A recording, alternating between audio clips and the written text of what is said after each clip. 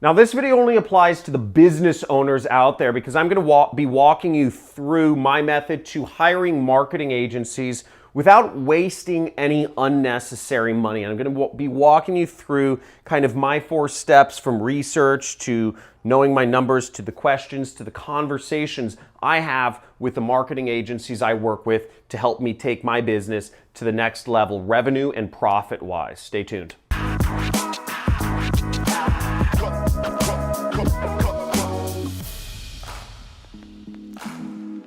Now, I don't play around in my business. I don't like losing money, and I don't like doing a lot of work. I don't have any employees that work for me. I have 0 employees that work for me, and we do $3.4 million per year. Now, to be able to do that sort of numbers, you have to have a lot of people that, even though they're not my employees, I need a lot of help. And that's why I work with a lot of different marketing agencies to help advertise my company, manage other aspects of all the stuff related to running a business here. Now, the way I start is I start everything with competitor research. I don't hire a company unless I know they're working with my competitor who's more successful than me.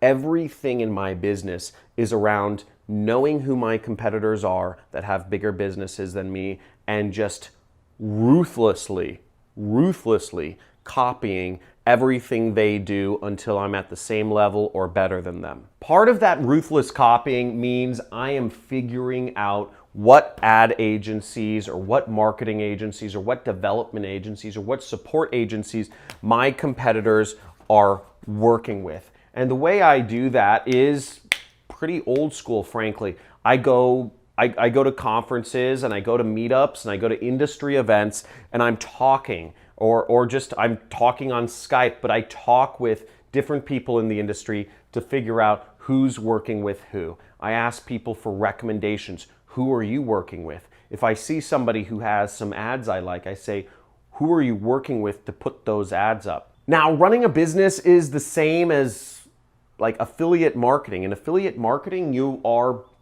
basically copying, the best way to do affiliate marketing is to copy ads that are already working for somebody else. It's no different in business. You can just simply find a business that you like and copy as many aspects of it as you can or that you can afford.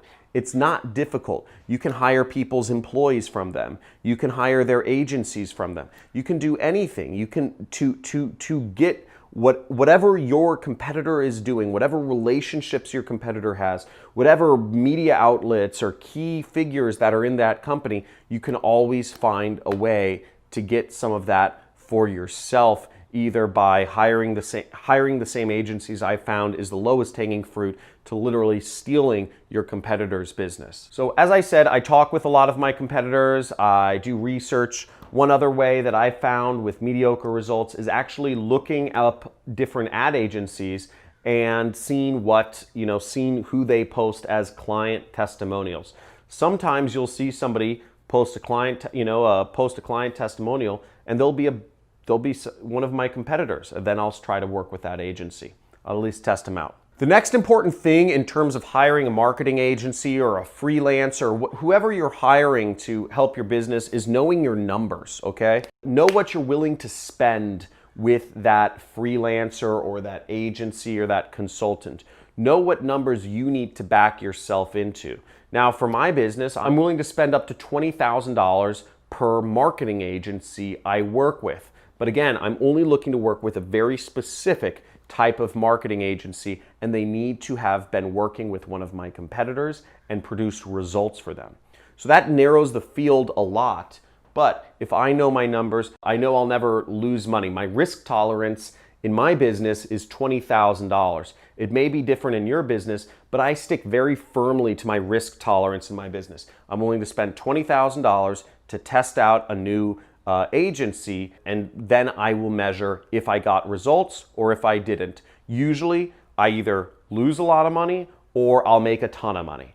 There's generally no in between. There's generally no judgment calls. It's either A or B. Now, before I work with an agency, I come prepared with a lot of questions, okay? You want to ask whoever you're thinking of working with a lot of questions to see if they're a good fit. Now, the questions I ask people are, these are some of the following questions. I ask them if they are doing the work themselves or if they're working with contractors, if the people they're working with are in-house, meaning in an office. I ask the people if they're employees, first of all.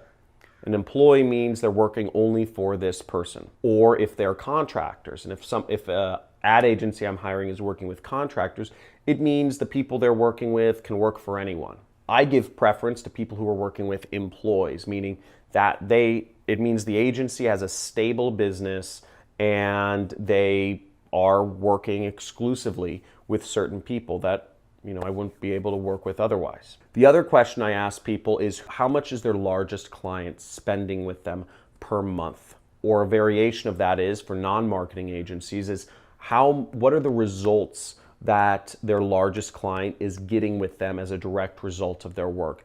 I want to know what the top level of this agency is, what the potential I have to gain from working with a particular marketing agency. Now, in my business, the way I manage my business is I only look at opportunities that can potentially double my business. Again, I'm not interested in working with a marketing agency who can make me an extra $100,000 a month.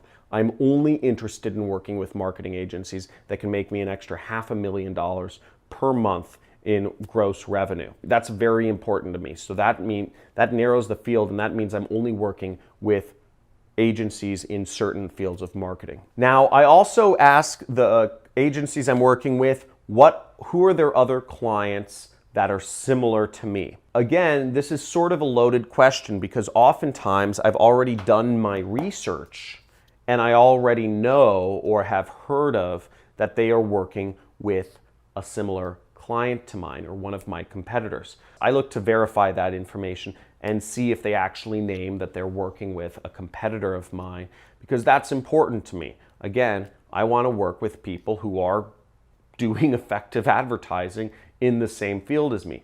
I don't like taking risks, and I don't like taking unnecessary risks. Other questions I ask are, what is the role of the person I'm talking to, or what is the role of the owner of the agency? Are they doing any hands-on work themselves, or are they sort of just an account manager, or am I going to be handed off to an account manager and be working with other employees? I just like to have an idea of, it doesn't matter to me whether or not the person is, that I'm talking to, the salesperson or the owner of the agency necessarily does the work, but I like to have a clear idea of the roles of everyone in the agency so I know who's doing the work and who's not doing the work. Other questions to ask are the fee structure. I usually leave that to the end because people are kind of like iffy about the fee structure. Now, usually that, the cost of working with somebody is like the biggest factor that people are scared about. For me, cost it's a very simple decision for me. It's either, I come prepared. Remember, I'm coming to the table with a number in mind. I know I'm willing to tolerate spending up to $20,000. So as long as it's under that, I say, yes, we can do this. If it's over that, I say, no, I can't do this unless the cost is this. And I leave it at that. It's very simple. I like keeping my decision-making to binary decisions. I don't like having, I didn't get a good enough feeling, or I did get a good enough feeling. The way I do decision-making is just binary. Either it falls within my parameters or it doesn't, and it makes life a lot easier for me that way. And last but not least, once you've prepared your questions, I gave you a couple, have a conversation with the agency that you're interested in hiring, or the freelancer, I guess you could say, if you're working with freelancers. Generally, how I do conversations is I say, okay, I like setting a structure or an agenda to a conversation, because otherwise, when you're hiring somebody new, the conversations can ramble on. I used to do this the same when I hired employees. I would say, okay, let's structure the conversation this way. I'll tell you a little bit about myself and my company and what our goals are. You tell me a little bit about yourself, your company, and what a good client looks like to you, and then we will go. Then I'd like to discuss, some questions I have for you and how we can potentially work together. That's how I structure my conversations. Me, you, working together. And that tends to keep conversations from going on wild tangents that'll end up wasting both people's time, and wasting your time or another person's time is just generally disrespectful. So I hope this helps you out, whether you're looking to hire a marketing agency for your business or a freelancer or a consultant. I hope my knowledge here helps you get a little better understanding of how you might be able to approach hiring companies or freelancers without wasting money. Now, if so, give this video a like, or if you have any questions for me or ideas for future teaching topics, post it in the comments below. If you'd like to learn a little bit more about what I do for a living to make my income online, I do what's called affiliate marketing, and if you subscribe to my channel, you'll get a free course on how to do affiliate marketing. Speak soon. Thanks for tuning in. See you in my next video, and make sure to hit that notification icon as well to be updated about my future videos.